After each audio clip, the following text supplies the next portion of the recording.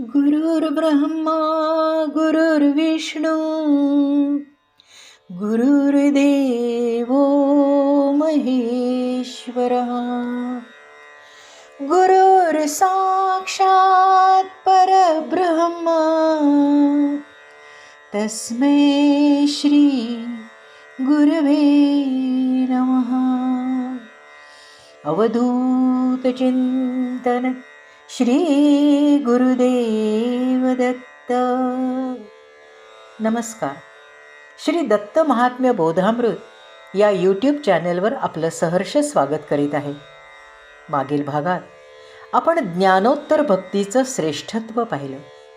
परमहंस परिव्राजकाचार्य श्री वासुदेवानंद सरस्वती स्वामी महाराज म्हणतात, जेव्हा ही ज्ञानोत्तर भक्ती अंतरात उदयाला येते तेव्हा तो खरा भक्त होतो. कारण ही ज्ञान प्रसवणारी भक्ती माऊलीच नंतर सावकाश भक्ताचं पूर्ण समर्पण करविते आणि आत्मनिवेदन भक्ती प्राप्त होते. भगवंत भक्ताला आत्मरती करण्यासाठी तन्मात्रा रूपात सगुण होतात आणि त्याला प्रेमासक्त करून आपल्यामध्ये सामावून घेतात. अनुभवातीत मनातीत करतात. योगी भक्त समाधिस्थ होतो. उरलं सुरलं द्वैतही संपून जातं. अद्वैतावस्थेत भक्त अनुभवातीत होतो. परा अपरा प्रकृती ओलांडून चैतन्यात प्रवेश करतो तेव्हा जड अहंभाव गळून पडतो आणि अहम ब्रह्मास्मी एवढीच अनुभूती केवळ शिल्लक राहते. श्री दत्तात्रेयांचं निर्गुण ब्रह्मस्वरूप तेच आपलं आत्मस्वरूप आहे. तसंच तेच माझ्यातच चैतन्य रूपाने वास करीत आहे ह्या ज्ञानाचा प्रकाश होतो. यानंतर भक्ताला प्रत्येक श्वासातून प्रत्येक स्पंदनातून श्री दत्तात्रेयांचं अस्तित्व जाणवू लागतं आणि त्यांच्याविषयीच्या कृतज्ञतेचा प्रेमाचा गहिवर दाटून येतो. अशा दत्तरूपच झालेल्या संत महात्म्याला सर्वाठाई दत्तच दिसू लागतात आणि तो त्यांना वंदन करतो. ही वंदन भक्तीची पराकाष्ठा आहे, जी अलर्काला प्राप्त झाली आहे. असा भक्त प्रपंचात राहून प्रारब्ध तर भोगतो, पण भगवत चरणी लीन होऊन अलिप्तपणे त्यालाच जीवनमुक्त म्हणतात. तोच खरा जीवनमुक्त आहे. ह्या भक्तिरसाचा आस्वाद तो भक्तच जाणे. अशी निस्सीम भक्ती असेल तरच त्याला सायुज्य मुक्तीचा लाभ होतो. सायुज्य मुक्ती म्हणजे भक्त भगवंतांशी एकरूप होऊन राहतो आणि जीवभावातून मुक्त होतो. आतील परमानंदाच्या रसाचा आस्वाद घेणे हाच छंद त्याला जडतो. आता इथं थोडी गंमत अशी आहे की योगी भक्ताला समाधी अवस्था तर प्रिय असते, पण तरीही त्याला अद्वैत नको असतं. त्याला नको ब्रह्मज्ञान आत्मस्थिती भाव, मी भक्त तू देव ऐसे करी, हेच प्रिय असतं. त्याला पराभक्तीचा रसच गोड वाटतो.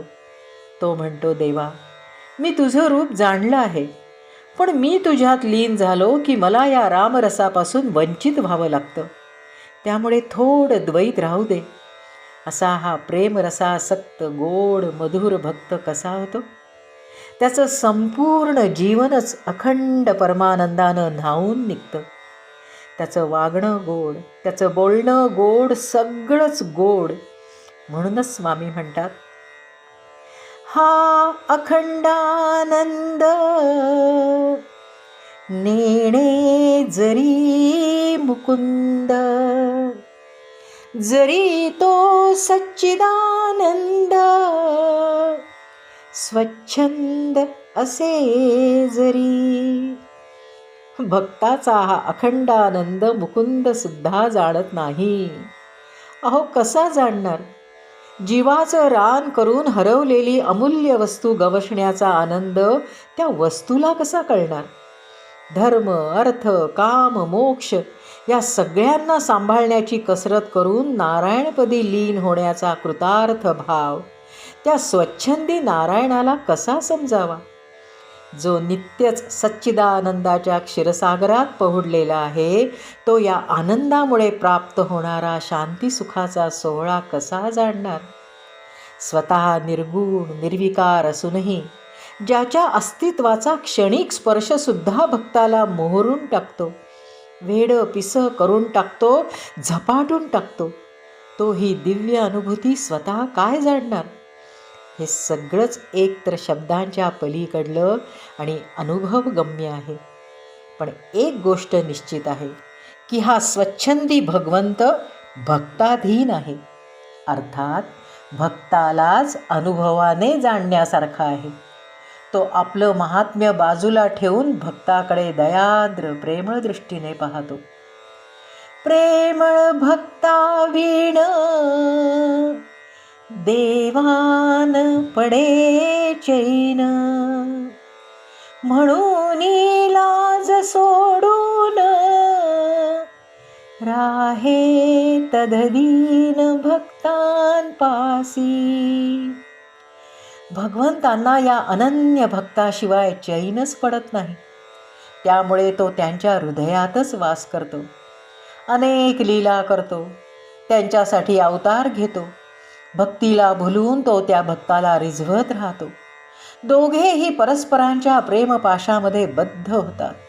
स्वामी म्हणतात, या प्रेमभक्तीवरून, अशा या एकांत भक्तीवरून चारी मुक्ती ओवाळून टाकाव्यात. एकांत अर्थात एकाचा अंत, अद्वैत.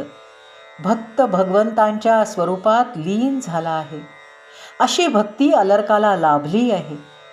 ब्रह्मांडात त्याच्या या भाग्याची तुलना कशाशी करणार?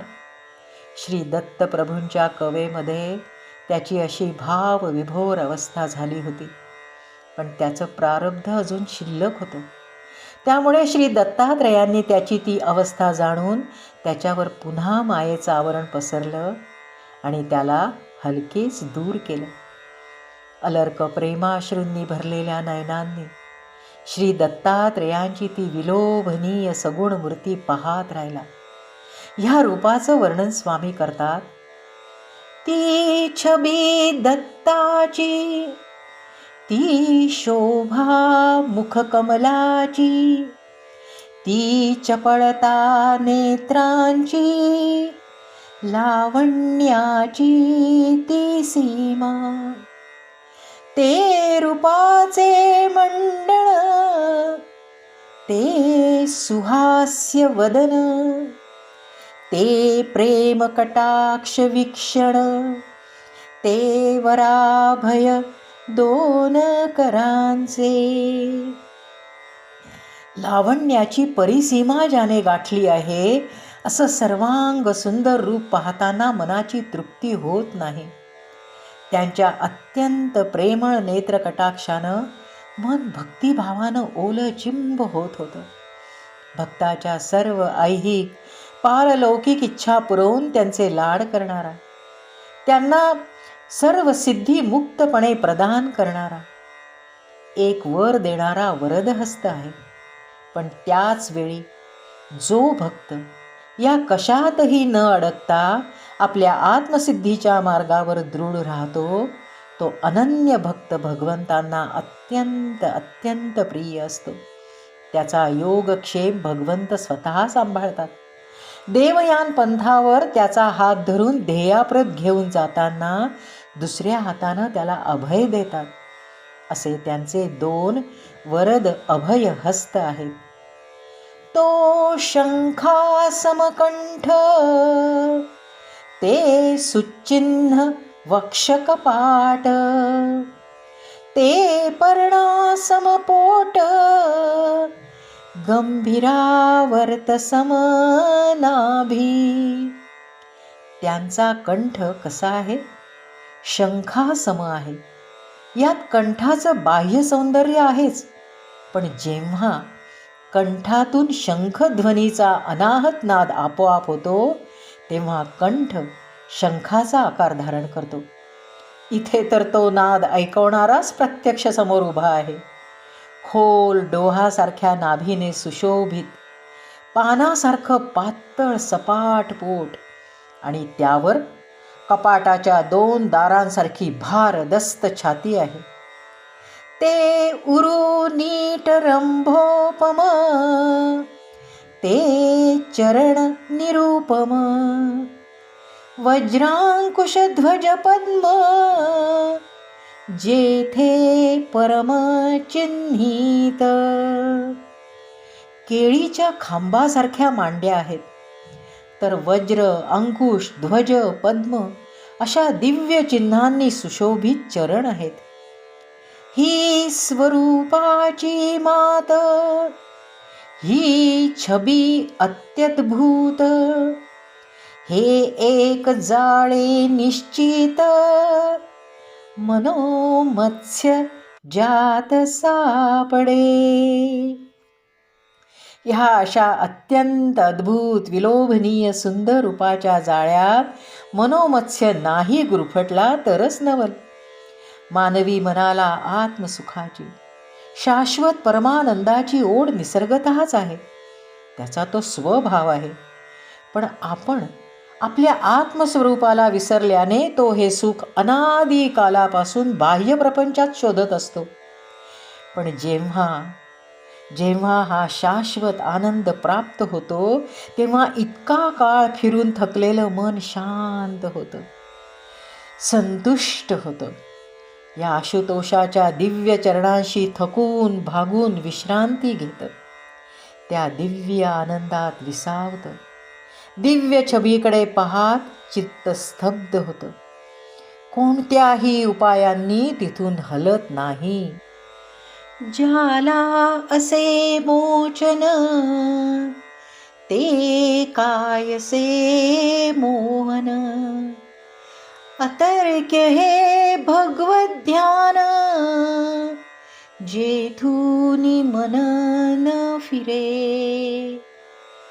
भवभय दुःखातून जे मुक्त झालेलं आहे, असं चित्त कशाच्या मोहात पडणार आहे?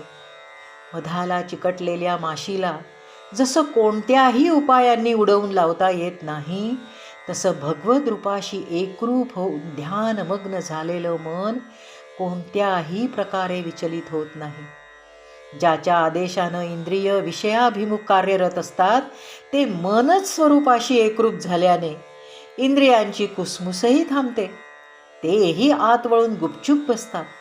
जसं राजाबरोबर असलेल्या सेवकांना सुद्धा पंचपक्वानांच्या मेजवानीचा लाभ आपसुकच होतो, तसं मनाच्या परमानंदाचा दुर्लभ स्वाद इंद्रियांनाही चाखायला मिळतो. तेही तृप्त होतात. वैराग्याचं दुःख पूर्ण विसरतात. तेही सुखाने आतच रमतात. ह्या प्रत्याहारामुळे भगवंतांची सगुण सुंदर मूर्ती चित्तावर अंकित होऊन चित्त तदाकार होतं. चित्त त्याच रूपात तन्मय होऊन ध्यानस्थ होतं. अलर्काची सुद्धा अशीच अवस्था झाली होती. त्याचं मन, चित्त, बुद्धी यांची गती खुंटली होती.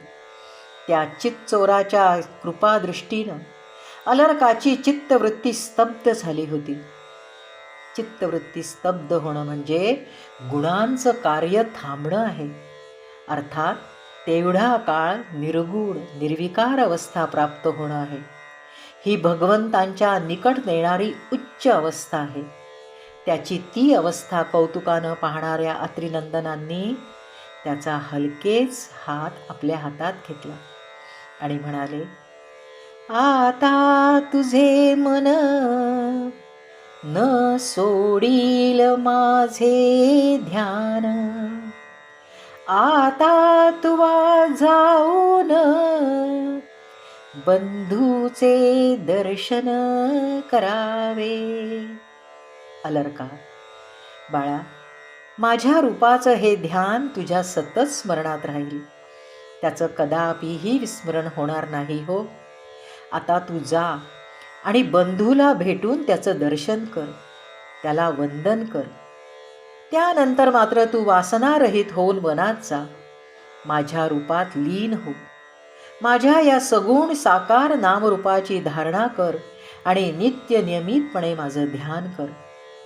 अर्थात आत्ता चित्तानं जी दत्तात्रेयांची छबी धारण केली आहे, तिच्याशी चित्तवृत्तीनं एकरूप होऊन तदाकार होऊन ध्यानरत हो.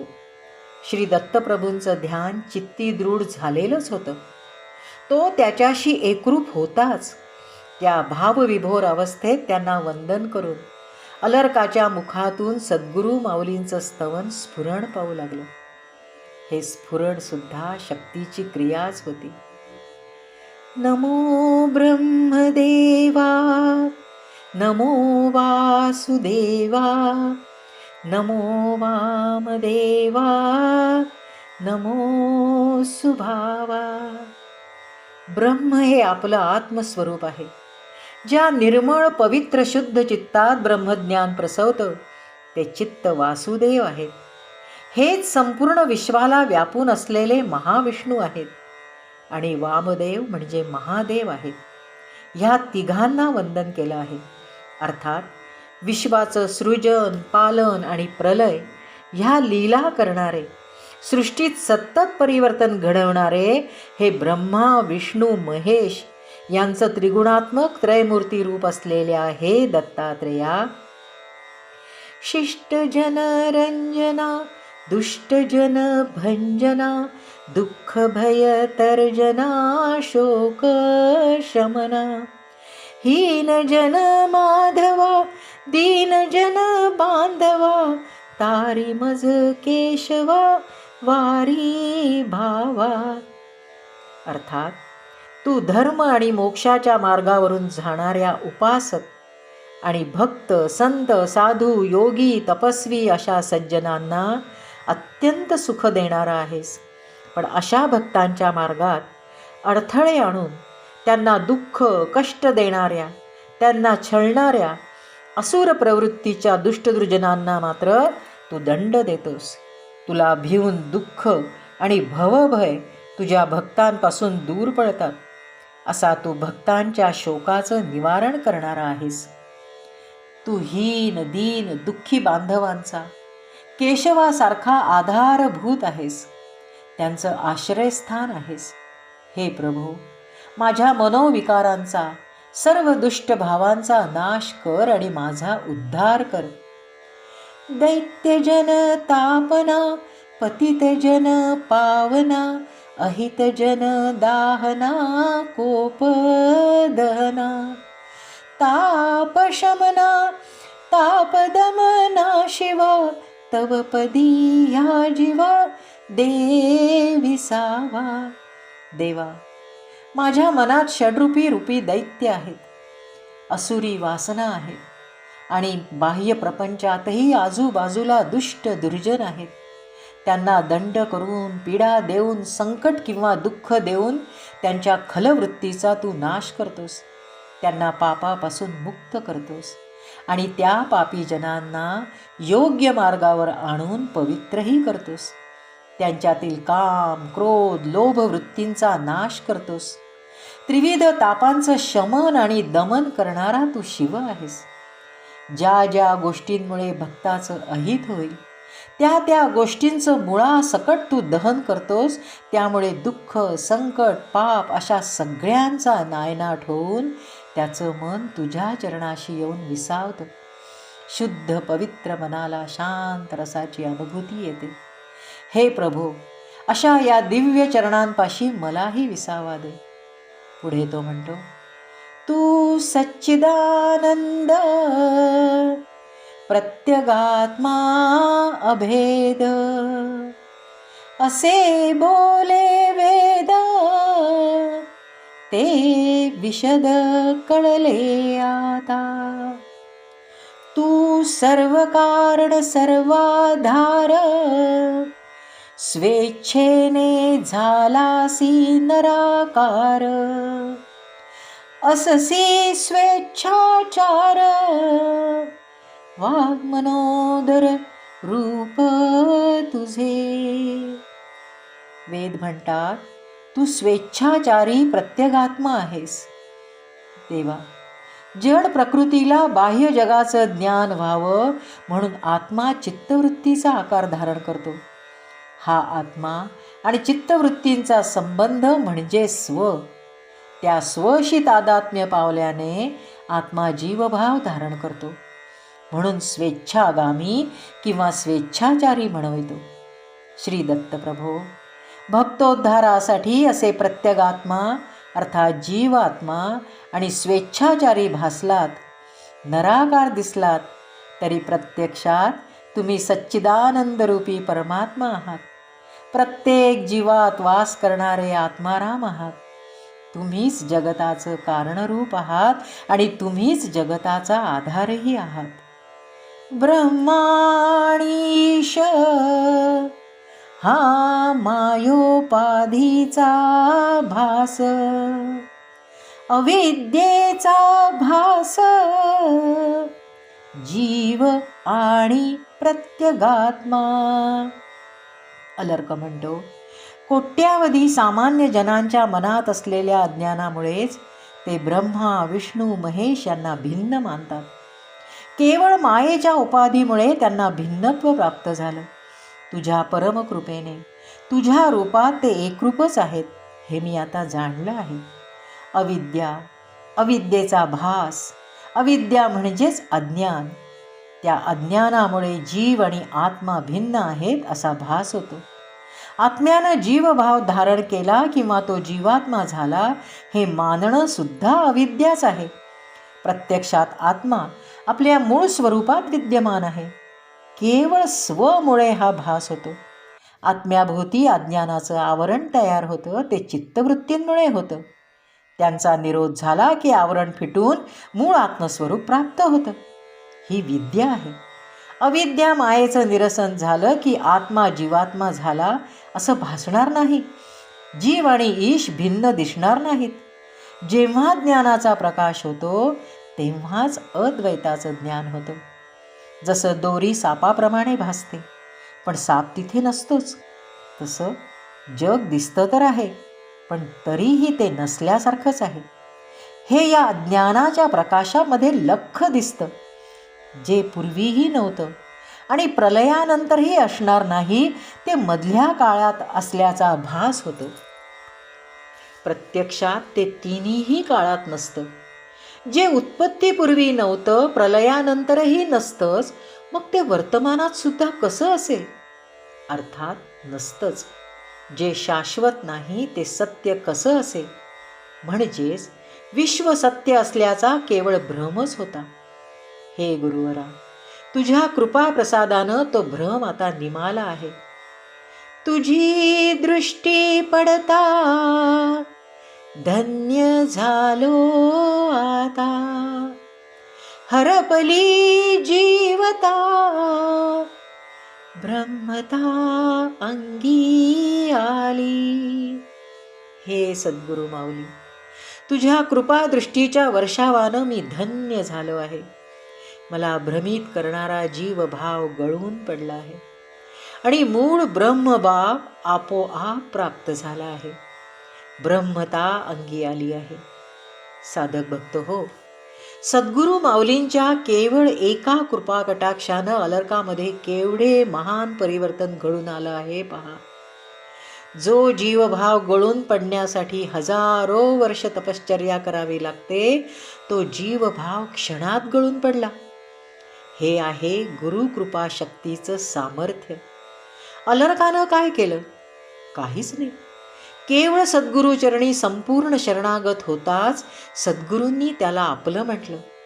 त्यांच्या परमकृपेनेच तो नराचा नारायण झाला, ब्रह्मभावात स्थिर झाला आणि आता संपूर्ण जगत विष्णुमय असल्याचा अनुभव घेत आहे.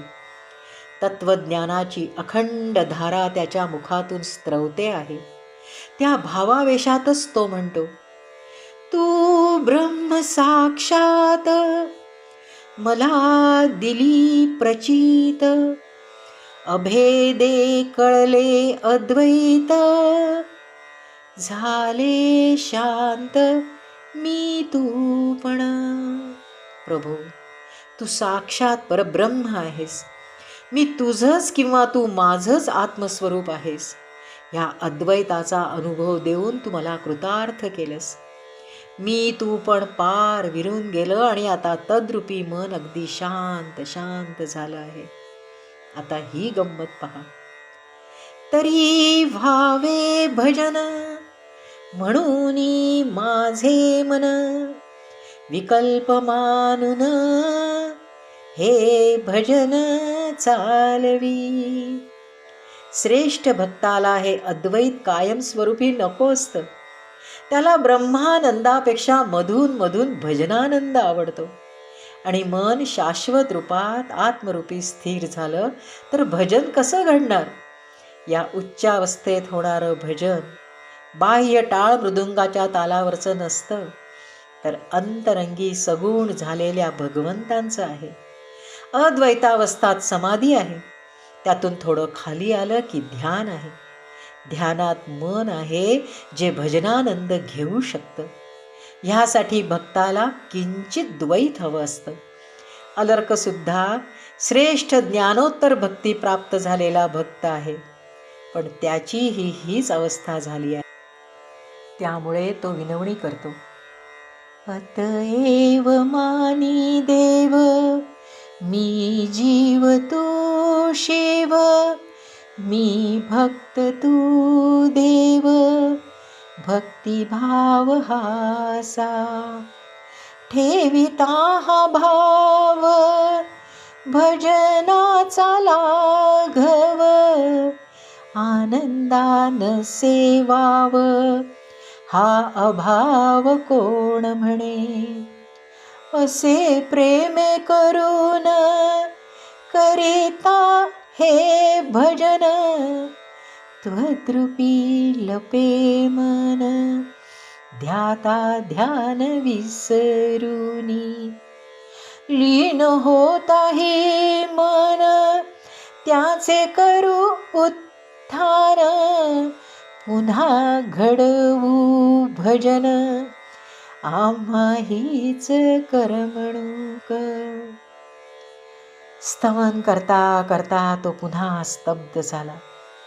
काही क्षणांनी पुन्हा जागा झाला आणि गुरु माऊलींकडे एकटक पाहत राहिला. देवा, वेद म्हणता तुला जन्म नाही, तू अज आहेस, पण आम्हा भक्तांसाठी अत्री मुनींच्या पोटी जन्म घेऊन तू अत्रिज झालास. तुझं हे षडभुज त्रयमूर्ती रूप मला अत्यंत प्रिय आहे. तुझं सगुण रूप व्यक्त दिसतं, पण तुझ्या विविध अद्भुत गुणांचा थांग कुणाला कसा लागेल? तुझं वर्णन करण्यास असमर्थ वेद सुद्धा नेती नेती म्हणतात.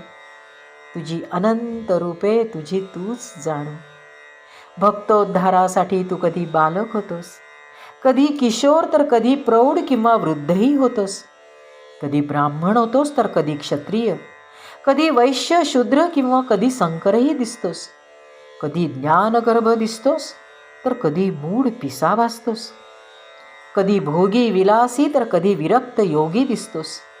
तुझे सगळं आचरण गूढ अगम्य असते.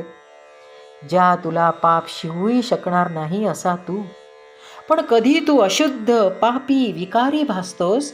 कधी शुद्ध बुद्ध तर कधी अबुद्ध वेडा, कधी जीवासारखा तर कधी ईश्वरासारखा जाणवतोस. जो तू ज्ञानस्वरूप ईश्वर असूनही क्षुद्र जीवासारखा भासतोस. हे प्रभू, तू मायेचा पती आहेस.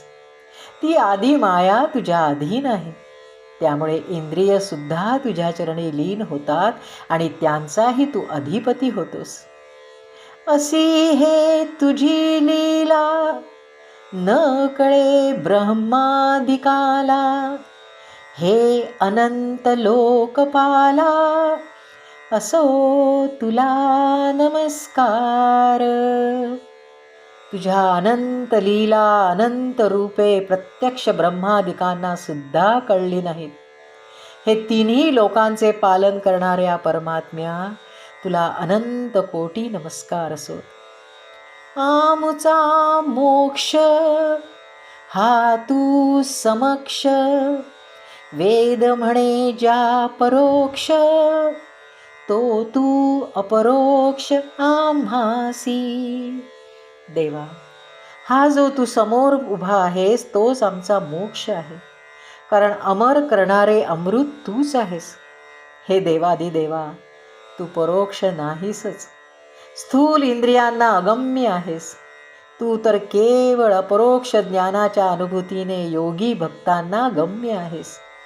पण 3 देह, 3 अवस्था, 3 वाचा, 3 मने या सगळ्यांना व्यापून पुन्हा तू त्यांच्या पलीकडे निर्विशेष परब्रह्म रूपाने शिल्लक राहतोस. माझं मी तू पण आता गळलं आहे. सगळ्यांना व्यापून असलेल्या तुझ्या विश्वात्म रूपाचं दर्शन होत आहे. हे परब्रह्मा, तुझ्या कृपेने मला ही समदृष्टी प्राप्त झाली आहे. खरं तर वेदांनीच श्रुती गीत गाऊन तुझं वर्णन करावं, तुझं स्तवन करावं असा तू महान आहेस. पण प्रारब्धवश माझ्या मुखातून हे स्तवन स्फुरण पावतं आहे. देवा, देवा, तुझ्या कृपेने मला जे करायचं होतं ते मी केलं, पाहायचं ते पाहिलं, मिळवायचं ते मिळवलं, जे परमज्ञान अनुभवायचं ते अनुभवलं. सगळं विश्व मला आता ब्रह्ममय दिसत आहे. पण आता प्रारब्धवश आपली आज्ञा शिरसावंद्य मानून मी आता जात आहे. त्याचा कंठ दाटून आला आणि त्याने गुरुचरणांना घट्ट मिठी मारली. वंदन भक्तीची ही परिसीमा होती. धन्य तो सद्गुरू आणि धन्य तो अलर्क. साधक भक्त हो, इथे 37वा अध्याय संपन्न होतो. यापुढील कथानक आणि अलर्काख्यानाची सांगता आपण पुढील भागात पाहू. आज इथंच थांबू. अवधूत चिंतन श्री गुरुदेव दत्त. दिगंबरा दिगंबरा श्रीपाद वल्लभ दिगंबरा. दिगंबरा दिगंबरा श्रीपाद वल्लभ दिगंबरा. दिगंबरा दिगंबरा श्रीपाद वल्लभ दिगंबरा.